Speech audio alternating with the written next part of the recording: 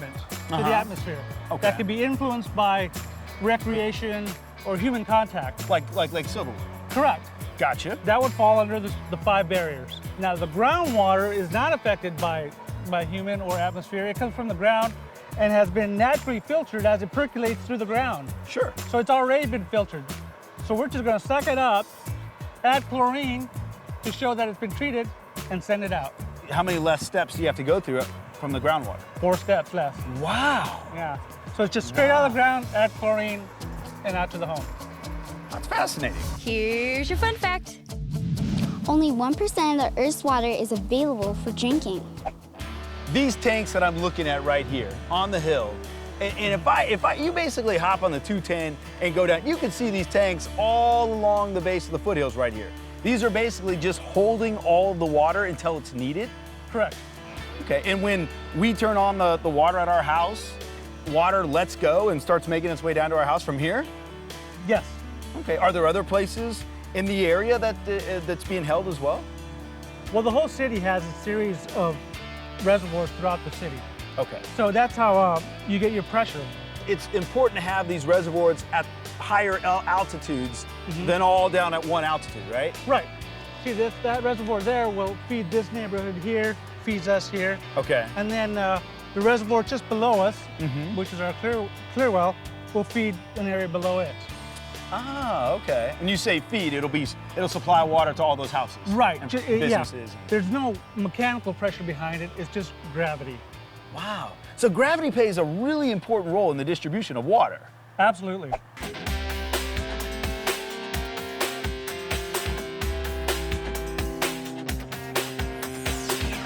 We've made our way out to a treatment plant. What are we looking at? Well, remember when we were talking about water on a large scale, when it filters down through the basins and it goes into the ground as a percolation process? This is that same process, only on a much smaller scale. The large scale might be hundreds and hundreds of feet deep, but this is what you would see if you could cut away part of the earth. And it's still the same way we filter water, even at a treatment plant, for the last step of the process. So what you're seeing here is water coming in. You can imagine that as rain. Or if we were spreading water, just water we're allowing to flow and soak down. And then it's going to soak through anthracite in this process. Anthracite is just basically coal. It's the same thing you would see in a filter that you would buy for your kitchen, where they talk about charcoal filter. That's the same process. It's the same medium. And then it's going to go through sand that's very fine, like beach sand. And then at that step, it's going to go through gravel. And sometimes it even goes through coarser gravel, like this.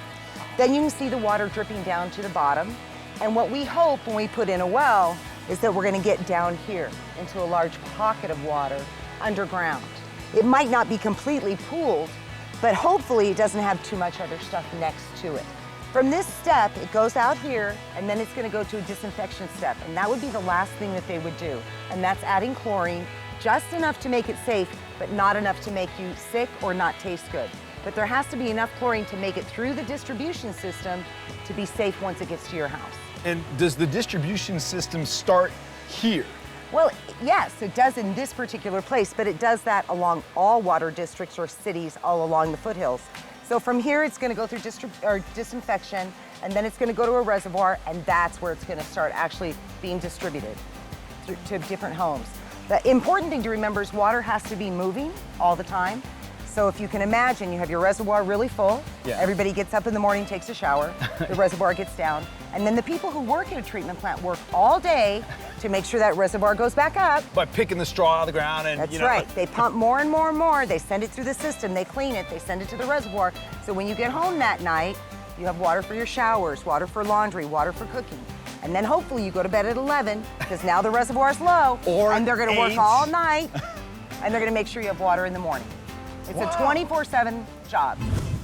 When I say water, you say... Toilet? Splash. Okay. Fountain. Drinking fountain. Toilet? Wetness.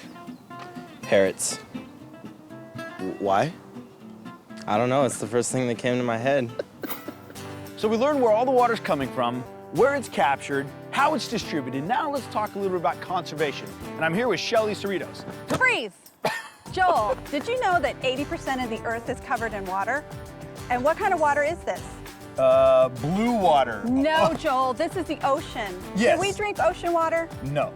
No, only 1% of the Earth's surface is covered in water that we can drink, which is in lakes, rivers, and streams, and this is surface water. But what about this water on the end of the Earth here? What is that? Frozen water. Frozen water. Can we drink frozen water? No. So we rely on a lot of our snow during the wintertime, and we need at least 160% of our snowpack in order to get that savings account of water for our summertime. I thought you could only go to 100%.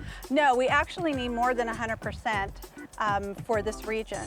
And what the Department of Water Resources does every year is they measure the snowpack. And that's how we know that we're going to have enough water during the summer. That snow melt runs off into our local rivers, lakes, and streams, and then comes into our treatment plant facilities where we treat our water.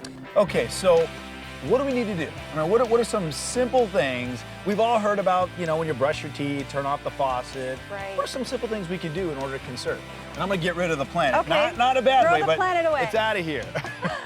Actually, did you know that 70% of the water that you use at your home is water that you use outside? Wow. Wow, that's a lot of water, right? Wow. So there's a lot of things that you can do to conserve water outside, and the first steps is with irrigation. So instead of watering every day, we cut back to, during the summer, maybe every third day. So that really helps out. And also we want to use a drip irrigation system. Okay, now aren't those difficult to install? Absolutely not. You can go to your local hardware stores and pick up an entire kit, and it's very easy to do.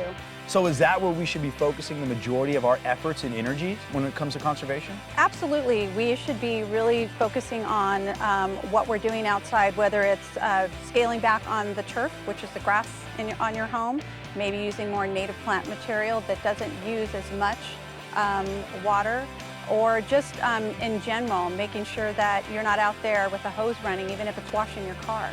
Okay, now what about something indoors that we can do? I mean, obviously a lot of our efforts need to be focused outdoors, but not everyone watching can actually control what's going on outdoors. Right. So right. what are the things that we can control and we can do indoors? I think a major use of water is when you're washing the dishes, and I think that's students are charged with doing that. Yeah. And I think a lot of kids don't understand that you can't leave the water running while you're rinsing. And so an easy way to solve that is to fill your sink just about 1/4 of an inch and use that water to rinse your dishes with. That's one I've never heard of. Right. That sounds like a great tip. Absolutely.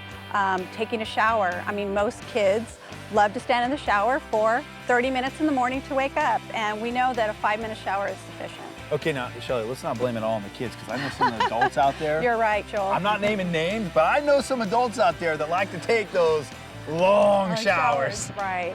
And so, you know, with that said, we really want, you know, parents and families to do the same. An average of 4 uses over 200 gallons of water a day, and that's inside use. So if we can cut back on showers, 5-minute showers, we're going to save at least 50 gallons of water. So there's some quick tips about water conservation and what we can do, and relatively easy ones too. Absolutely. So I want to thank Shelley and everyone involved in making today's show possible, and I especially want to thank you, Fern, for sending us on today's Curiosity Quest Goes Green. Now, if there's something that you want to know more about, let me hear from you.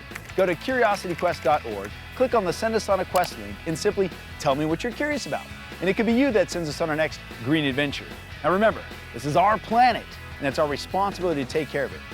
But I wonder, have you gone green? I'm Joel Greene, and I'll see you next time. So we learn. Thanks, Liz. Get all the giggles. Where it's captured, where it's going. Hang on, let me do it again.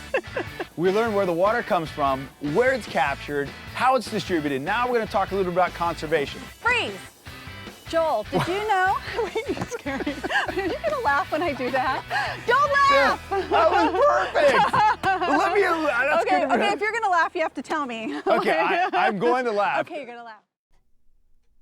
This episode was created with support from the Water Education Water Awareness Committee, a partnership of the following local water agencies.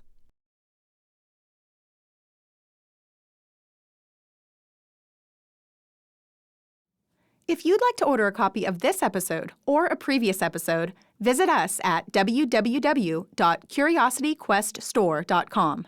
The cost is $24.95.